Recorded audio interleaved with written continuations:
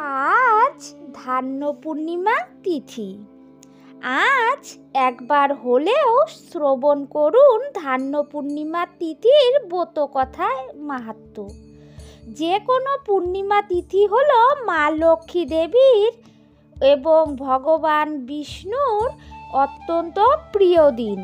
তাই এই দিনে শ্রবণ করুন ব্রতকথা, অত্যন্ত শুভ ফল পাবেন।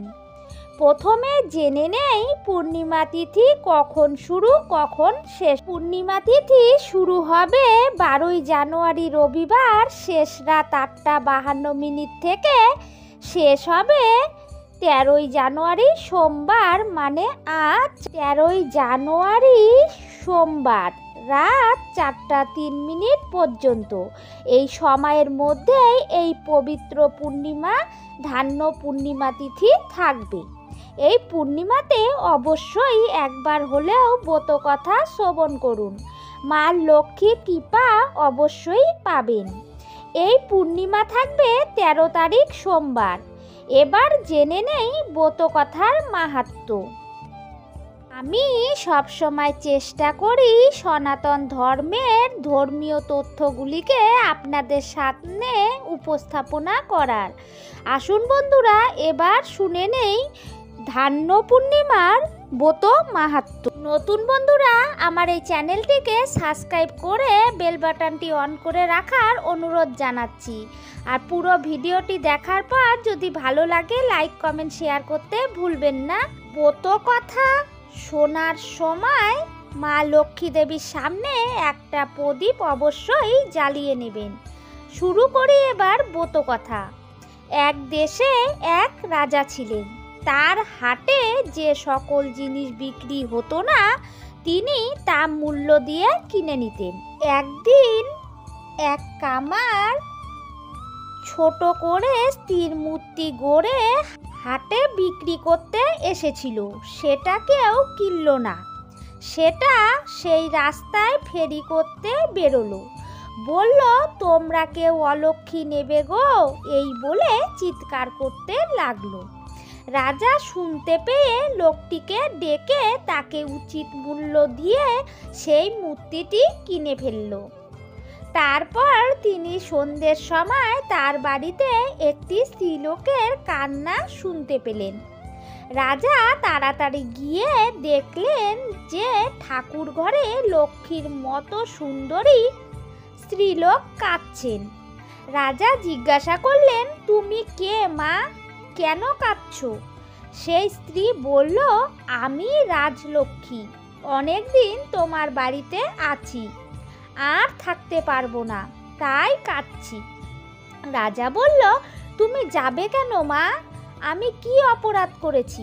রাজলক্ষ্মী বলল, তুমি অলক্ষ্মী এনেছো, আর আমি থাকবো না। তবে আমি আদর যত্ন তোমার কাছে অনেক পেয়েছি।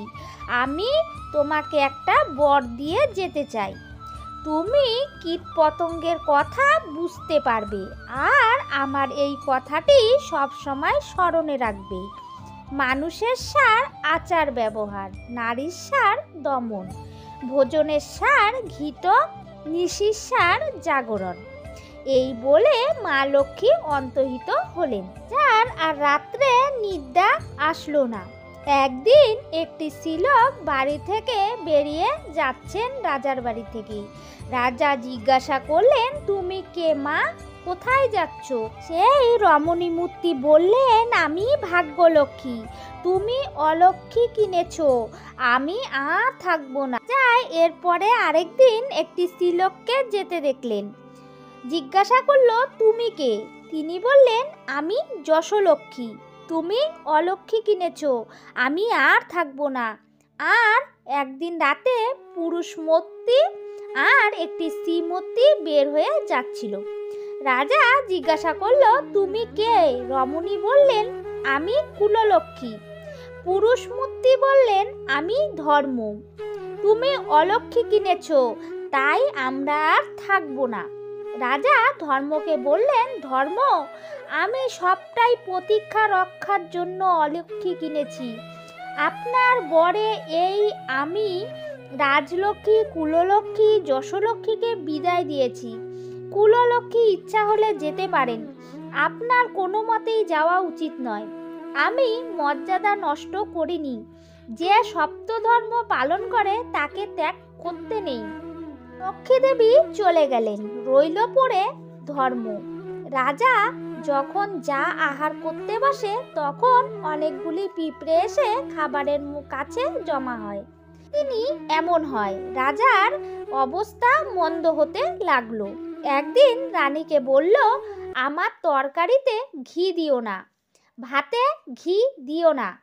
রানী রাঁধুনিকে বারণ করলেন, আর খাবারের কোনো জিনিসের মধ্যে ঘি আর দেওয়া হলো না। রাজা আহারে বসলেন। পিঁপড়েগুলি আবার এসে পাতের কাছে ঘুরে বেড়াতে লাগলো আর পরস্পর বলতে লাগলো, ও ভাই, রাজা অলক্ষ্মীকে নিয়ে একেবারেই গরিব হয়ে গেছে, আর ঘি পর্যন্ত খেতে পারে না। রাজা কথাটি শুনে হেসে ফেললেন। রানী বললেন, মহারাজ, আপনি হাসলেন কেন? সে কথা তোমায় বলবো না, রাজা বললেন। বললে আমি মরে যাব। রানী বলল, বলেন, আমি আপনাকে ছাড়বো না, আপনাকে কথাটি বলতেই হবে। রাজা বললেন, যদি আমায় না চাও, যদি কথাটা জানতে চাও, তবে চলো গঙ্গা নদীর তীরে। যদি আমার মৃত্যু হয় তবে সেখানেই হবে। এই বলে রানীকে নিয়ে গঙ্গার তীরে গেলেন। গিয়ে বলেন, রানী, তুমি আমায় চাও না কথা চাও? রানী বললেন, একটা কথার জন্য মৃত্যু হয় নাকি? মহারাজ, আমি কথা চাই। বলল, সেখানে একটা ছাগল আর ছাগলি ছিল।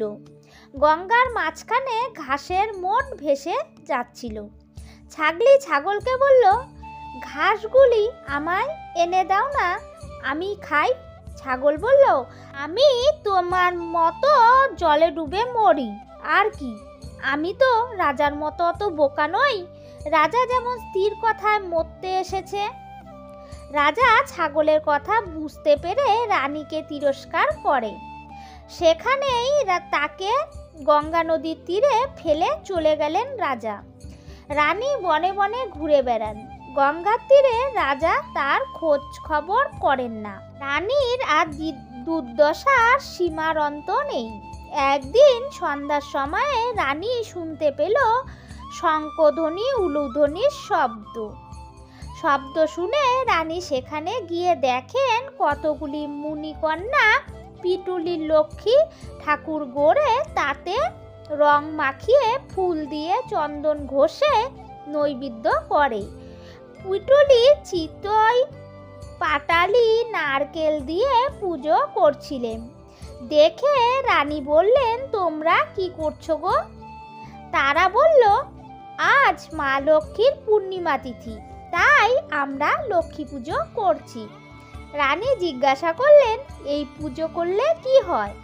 তারা বললেন, লক্ষ্মীর কৃপায় যে যা মা লক্ষ্মীর কাছে প্রার্থনা করে তাই পূরণ হয়, অলক্ষ্মী দূর হয়, মা লক্ষ্মীর অশেষ কৃপা লাভ হয়। রানী তাদের কাছে পিটুলি চেয়ে লক্ষ্মী ঠাকুর গড়ে পুজো করে। লক্ষ্মী প্রসাদ চিড়ে, নাড়ু, নারকেল খেয়ে তাদের সঙ্গে সেইখানেই রাত্রি জাগরণ করলো। ওদিকে আবার রাজার বাড়িতে লোহার অলক্ষ্মী ছিল, সেটা বিদায় হলো।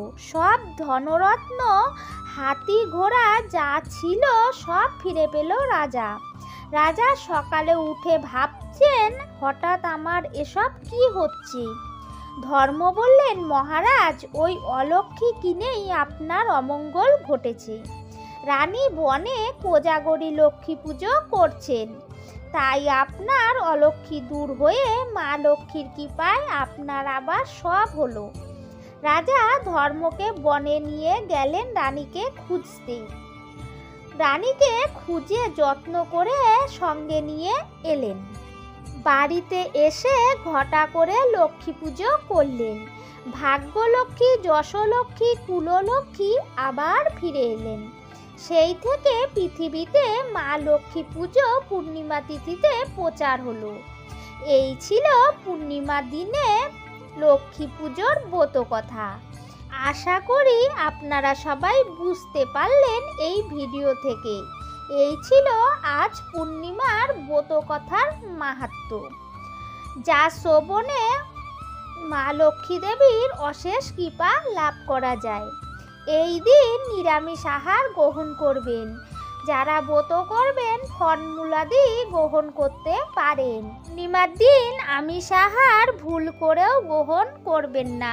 ভিডিওটি কেমন লাগলো বন্ধুরা? আশা করছি ভিডিওটি থেকে অজানা তথ্য কিছু জানতে পারলেন। অবশ্যই আমার এই ছোট্ট চ্যানেলটিকে সাবস্ক্রাইব করে পাশে থাকবেন। সবাই ভালো থাকবেন, সুস্থ থাকবেন। রাধে রাধে বন্ধুরা।